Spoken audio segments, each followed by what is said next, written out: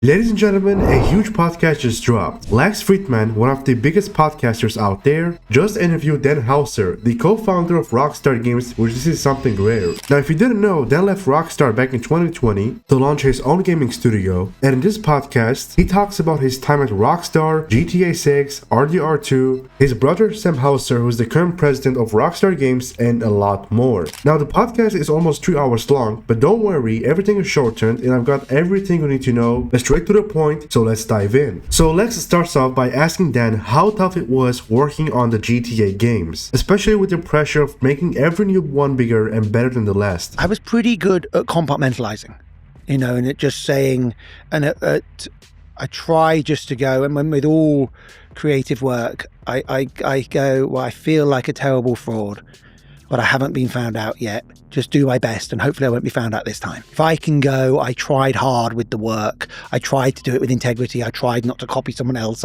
Probably done all of the above. Try to bring something new to it. And we as a group made something we are proud of. Then that's enough. All of them had their own pressure. All of the games had their own pressure. All the more I felt I'd gone into it creatively and tried to be more ambitious. For me personally, I felt more pressure. Are you tired of grinding on businesses in GTA 5 Online just to afford a car only? Well, look no further. Check out GG Market, one of the most trusted platforms for GTA 5 Online services. On all platforms with affordable prices and all delivered fast and securely. More than 3,000 positive reviews on Trustpilot and an active Discord community. And use my code FireGamer15 for 15% off of your orders. You can find GG Market by using the link in the description or pinned comment down below. So I totally agree with Dan Houser because these games that they worked on were actually big projects. It took them years. And this requires as well like a lot of people to work on. And no wonder why it takes Rockstar so long to drop a game, especially now GTA 6. Now for the next one as well, Lex asks Dan, why was there so much excitement for GTA 4 and 5 and now currently for GTA 6? Because they don't come out that regularly. And I think we did a really good job of constantly innovating within what the IP was. The games always felt different. People have very strong feelings. I like this one. I didn't like that one as much because they are pretty different. So there would be simultaneously where you know what's going to happen. It's a Grand Theft Auto, it's going to be a game about being a criminal, but the way it's going to be a game is going to change quite a lot. So I think the way the IP kept evolving meant people being really excited to play it. And we were good at marketing them as well. We really tried to market them in a way that felt like an update of classic film marketing, where you were really felt like you were already in the product just because you'd seen the trailers and stuff. You've mentioned that you haven't written for Grand Theft Auto 6. What's it feel like Grand Theft Auto 6 returning to Vice City? This is over 20 years later, but the original GTA Vice City game was set in the 80s. So maybe inspired by Scarface a little bit? Scarface, Miami Vice. Miami Vice. And our 80s childhoods. What I realized quite a while ago, unfortunately, was that we made that game and it was set, I think, in 86. And we made it in 2002, so it's 16 years after. And now it's way past 16 years since Vice City came out. So it was, the 80s were not that long ago when we made it. I think Miami is one of the most unique cities in the world. Oh, yeah. Especially if you're thinking about satirizing American culture. It has this duality of a glossy surface and a dark underworld. It has the influencers, it has the crypto bros, the yachts, bikinis, plastic surgery, sports cars, drugs, cartel cash, luxury, super rich people, and the desperately poor, just the whole of it. Would it be like the perfect city to explore the full cast of characters that are possible, that human nature can generate? I think it's one of them. There's a reason why GTA kept coming back to Miami, New York, Los Angeles. I think they're all very good for exactly what you laid out. You could say, move it to any of those and it would work. I honestly agree with Dan. And as I said earlier, Rockstar is genius when it comes to marketing. They have this unique strategy that will let many fans to anticipate, especially now with GTA 6. We are trying to anticipate, for example, when the third trailer is dropping by giving out names. So the more are anticipating, the more hype is being created. When you're done with the game, does it always feel like a goodbye? Like when you're done with Red Dead 2, is like you're saying goodbye to Arthur? Like the characters you created, you're walking away. You kind of are saying goodbye to Arthur in the end of the game, even before the end of the game. I think you've got, I've been with them for 7-8 years and you have to kind of let it go or you can't go on to the next one. Yeah. So there's always this thing of okay, that's done. And sometimes people would ask me questions about older games. And certainly when I was in the middle of making new ones in this, I couldn't really necessarily even remember. I've got a pretty good memory normally because you kind of have to let it go. So you're so immersed in it and thinking about it. And certainly in that last period, the last few months, you're really, really immersed in every little nuance and every little detail all of the time. And then you're just not thinking about it in the same way. Yeah, it's funny from the player perspective. It feels like an old friend that I miss, whether it's John or Arthur or Nico. It's a real goodbye. There's a real sadness to finishing a video game. I hope so. Legitimately a sad experience. Not just because the story is sad or... Because you've been with them so long. Yeah, and it's a real goodbye. Okay, now this one's quite crazy because Dan was asked if he believes GTA 6 gonna top GTA 5. Now obviously we all know the answer is yes with no doubt, but here's what he had to say. I would assume it will because it's so anticipated, and anticipation is the best driver of early sales. As we saw with GTA 4 versus Red Dead Redemption 1, GTA 4 far more anticipated, sold much better early on. So I would assume it will sell really well. That was never my definition of success, but you certainly wanted to make money. You're spending someone's money. So the number one success is, are you making that money back plus $1? At some level, that has to be the single most important thing. So you get to do it again. You've got big teams of people need to pay the rent. You have to keep the lights on in the business. So you have to make a small profit. If you think in that way, that keeps you being creative. I think that was like trying to forget about that. It's not really an option. But we almost always did that. We didn't quite always do that, but we almost always did that. I think the definition of success for me was, had we tried to do new things and done them, or achieved some of our goals. That was the thing that I'm at. Were people responding to these worlds and these characters in a way that I wanted them to? Is it crazy to you that video games are able to make billions of dollars? When, if you look at like the 80s and 90s, nobody took video games seriously, and even in the aughts, and now they're basically, it's very possible if we look at 10, 20 years from now, that video games surpass film as a way to consume stories. I think they've possibly already done that in some ways.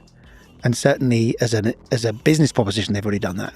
But I think that's not, as a way of telling stories, I think they're better at telling certain kinds of stories, and films are better at other kinds of stories. I think if you want a long discursive adventure, a video game is better. If you want a short, tight experience, a film is better. We always felt games were the coming medium. And so spent 20 years saying games are the future, and being sneered at, them being laughed at, having people nod their heads, and then it kind of happening. So I would, at the same time, much as you might say something, you don't necessarily believe it's going to be true, but it has become true. And I think still that games are only going to get better, more interesting, more creatively diverse. You said that Red Dead Redemption 2, in your opinion, is the best thing you've ever done. I think there's a strong case to be made that it's the greatest game of all time. What are the elements that make that game truly great, do you think? I think you had an incredibly strong team working together that was very experienced, that had basically been in place since somewhere between 2001 and 2006. So it was a long, experienced team. I think we got to spend a smaller group of us working on it from day one, coming up with some weird, wacky ideas that we got to embed in the game, and then we kind of had to follow through with, that I think was helpful. Like, we got to be very creative before it had a full team on it. I think that the cowboy setting is great because it gives a sort of mythic seriousness that sometimes doing stuff in a contemporary setting doesn't allow. I think the closest we got to that kind of seriousness was GTA 4, but it just can't. Once you're setting things in the modern world, they're too frenetic. You can't get some of that slightly, operatic feel that I love, that some people think is maybe a little over the top, but I love this kind of, people searching for meaning within amongst the violence. I think that the West and all of the themes around the West really lend itself to that. So I think that, and then the gunplay was fantastic, and the horses were incredible. Is there DLCs like for RDR or GTA that you wish you had the time when you were there to have created? Of course. There's always things I wish I'd done. I always wish I'd done more. What would you have added? This is a fun, like, nerding out. The internet knows we made a DLC, single player DLC for GTA 5 that never came out. And we were also never really worked on another game. But I like the idea of it that was a GTA zombie game. That would have been funny. I think that could have been quite fun. What was the GTA 5 DLC? It was one when you played as Trevor, but he was a secret agent. Oh.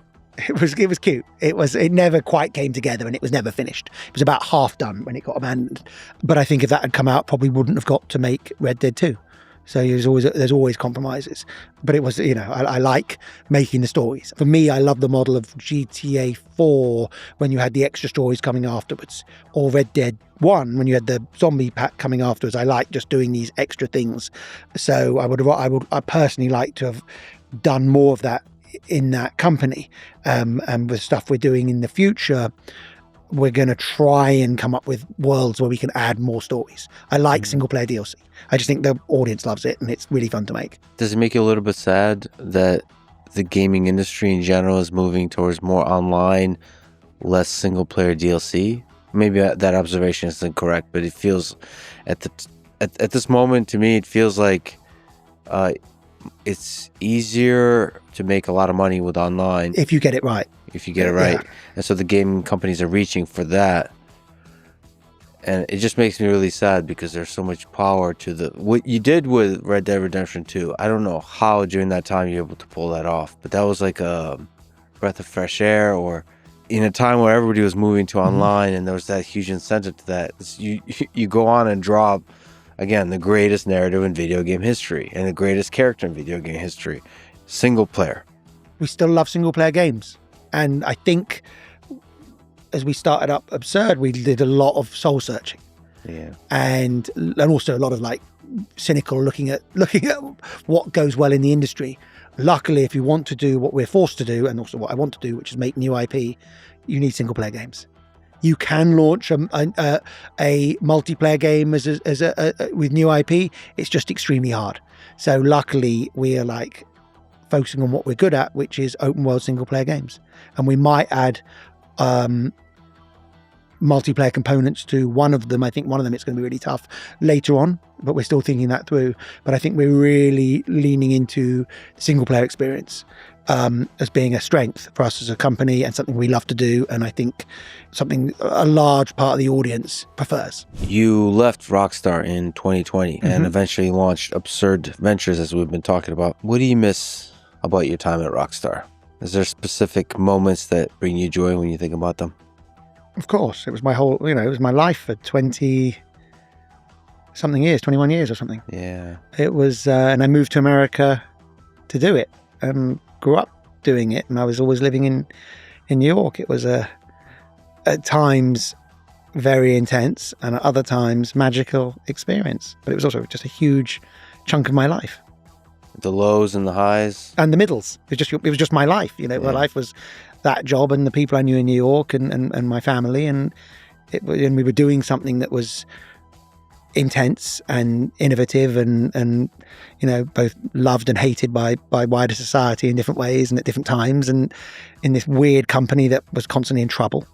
So it was really fun. So first off, of course, I wish the best of luck to Dan. Although many fans are now disappointed that since Dan isn't working on GTA 6, the game is going to be in trouble. But personally, I completely think the opposite. I mean, just because Dan isn't working on GTA 6, like writing, that doesn't mean the game is not going to be good. There are like thousands of people who are working on this game. Dan Houser also talks about in this podcast his thoughts on his brother Sam Houser, who is the current president of Rockstar Games. His drive and his vision early on to see what video games could become.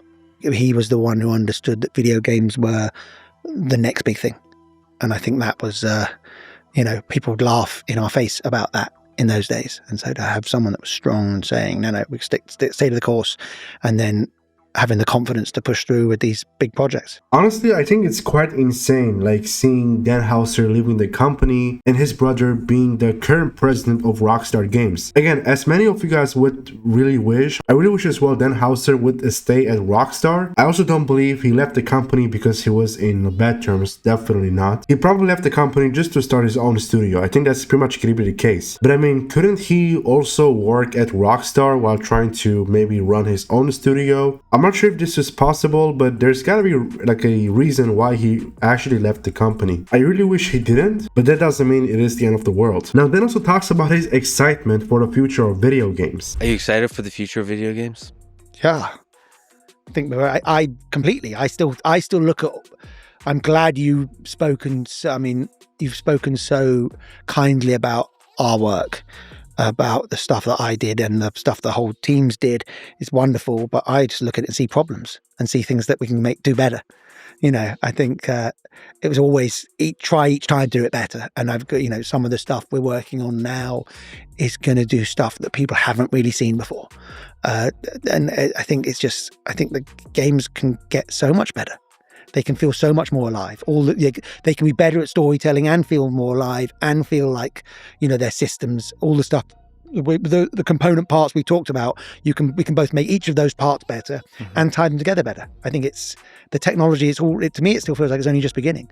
It's been cinema evolved from like 1895, whenever it was, until they invented talking in 1930 or whenever that was. It's not that, and then it's kind of found its modern form, and then by 39 they're shooting in color, and that's basically a modern film. Is no different from a 1939 film. But with games, I still think we've got a long way to go. The tech, there's so many different parts of the tech that it's still got a long way to go, and you can go in all different fun directions. Do you have hope for AI helping with some of the video generation, some of the world generation, some of the open world assistance in generating the world? Yes, limited. Absolutely. If used correctly, it will be a great tool. If used incorrectly, it will lead to loads of generic stuff. Yeah. I've been in games for 29 years, and all the time, the piece of tech that's going to make making games much easier and much cheaper is about to turn up. And all that's happened is the games have got much better and way more expensive. So I'm always nervous about saying, finally, we have that bit of tech that makes our lives easier. But it looks as if it might be able to do that when you use it in the right way. If you use it to try and as a substitute for creativity, it's going to be really generic. Now, honestly, for this part, I totally agree with Dan. AI will definitely be able to help product video games, like maybe in terms of scripting, or maybe when trying to brainstorm ideas with your team. It will definitely be useful. But as Take-Two CEO Strauss Zelnick said recently, that AI could never create something like GTA 6 or its marketing plan because it's data-driven and lacks creativity. So there are some constraints. Now, let's say there were no constraints. Could we push a button tomorrow and say, create an equivalent to Grand Theft Auto and the marketing plan, and here it is? And the answer is no. You can't do that yet. That's also correct, because I'm sometimes against of AI, because AI doesn't have the same creativity as we do. So that's pretty much gonna be it, everyone. This was definitely one of the most intense podcasts that I've ever seen, especially featuring someone who worked with Rockstar for many years and who rarely appears in podcasts. So thank you for watching, everyone, and I'll catch you up in the next one.